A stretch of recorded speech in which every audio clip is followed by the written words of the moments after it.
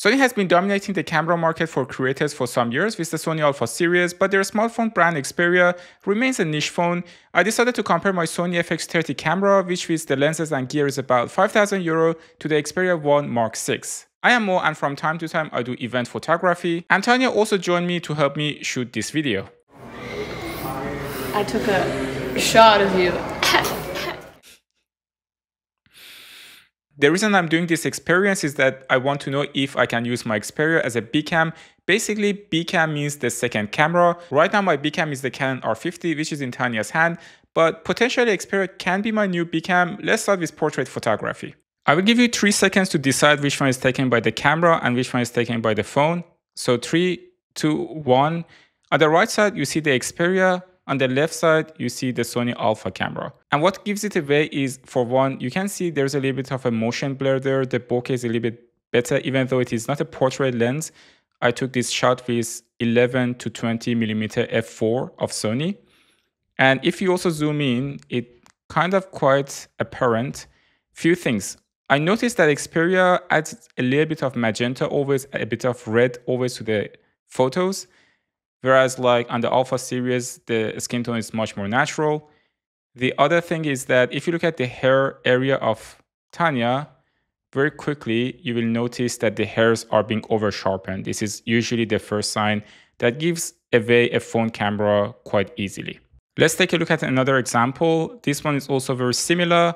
There's a bit of a magenta on Tanya's skin tone. This one is taken again by f4 by Sony. And the other things that usually give away very quickly a phone camera is the details that it captures. Yeah, of course, this one is 48 megapixel sensor. The other one is 26 megapixel sensor. But nevertheless, the amount of light that comes into a camera is not comparable to a phone. Hence, all the details that you can see on a camera, whereas you cannot see on a phone. And if actually you use a portrait lens, here I use the 50mm 1.8, then you will notice that there is a lot of bokeh effect here, whereas Xperia cannot really create that. You can use artificial bokeh if you want to, but then you will lose all the hair here and all the details.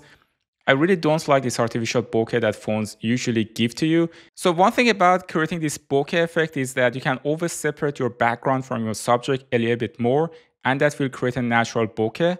And this is what I've done here. Again, the Sony is with 11 to 20 millimeter f4 and Xperia is with the main lens.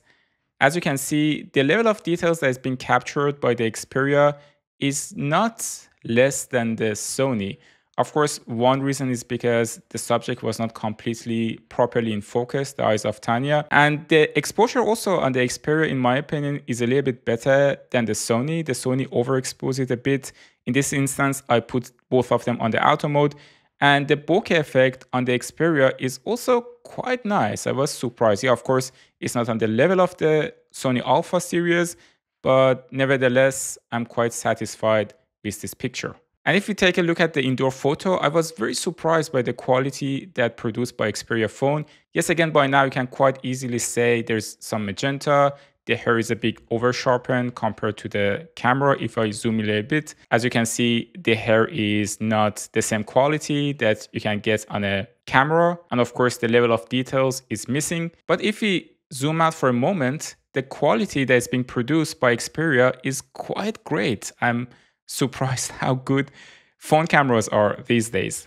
The main difference between cameras and phones, in my opinion, is that when you take a picture with the camera, usually it is not ready to be used right out of the camera and you have to first edit it. But like from the Xperia phones, the auto pictures that I took, in my opinion, are already good enough to be used on social media. Yes, again, you see a little bit too magenta for my taste. Probably it's because of the lipsticks of Tanya in the pictures and also because of her necklace. Usually the phones are a little bit bad at like picking the colors when there are like too much of a specific color being used, and also they increase the amount of vibrant and also saturations. That's why the photos tend to be a bit more artificial. Nevertheless, if I want to share this photo on social media, I'm quite happy with the result that I got from the phone. So the camera that I'm shooting right now with, and also you see on the comparison, is FX30. The reason that I bought this specific camera is that it has a built-in fan. This is basically an entry-level cinema camera for the Sony Alpha series. and it's not really being tailored for photography. That's why it would be even greater if you check the videos. The reason that, again, I want to compare the videos on Sony FX30 with the Sony Xperia is that there is a mode called a Cineton on Sony Alpha series that you can also use on the Xperia phones. And I'm gonna primarily shoot all the videos right now with the Cineton, both on the camera and also on the phone. When it comes to the video, the result is even closer than the photos. There's a bit more motion blur on the camera because I'm using a variable ND filter. So I was able to shoot at a lower shutter speed, but the colors are very, very similar. Again, I'm shooting with the Cineton on both the camera and on the Xperia. The footage on the Xperia is also a little bit overexposed, which is something that Sony didn't figure it out for years. For street videography and vlogging, phones are superior in one aspect, and that's the stabilization. It doesn't matter if it is the Xperia, iPhone, or Galaxy. Even with stabilization on and IBIS on, the Sony FX30 does not have the best stabilization, and you have to use a gimbal if you want to have a better result. The lens that I'm using doesn't have physical stabilization though. That could change the factor a bit, but the recent Sony lenses usually come without stabilization unless you buy a G Master. Both the camera and the phone can take 120 frames per second. Xperia can do it with all lenses, whereas with Samsung you can only do it with the main lens and ultra wide angle one. Again, I'm so amazed by how close the footage looks like on the camera and on the phone, even though there's a crazy price difference between them. One last disclaimer, the Sony FX30, the camera that I'm using right now, is primarily, again, a video camera, a cinema camera. It is not being tailored for photography, but that does not mean that it doesn't produce very great images. Even though the pictures on the phones are usually tend to be a bit oversaturated, especially with the HDR on, nevertheless, I'm quite satisfied with the pictures that they take from architectures. In this instance, it's from a Stadtpark in Vienna. Of course, again, if you zoom in, you will realize that there are not enough details being captured. It's quite apparent. But one thing about phones is that you don't need to change your lens because there are like multiple lenses already on your camera. For example, here I used the telephoto lens on the Sony Xperia, and I was too lazy to change the lens on my Sony Alpha camera FX30. And if I zoom in a little bit, you will notice that the level of details are actually quite great on the Xperia if I zoom in.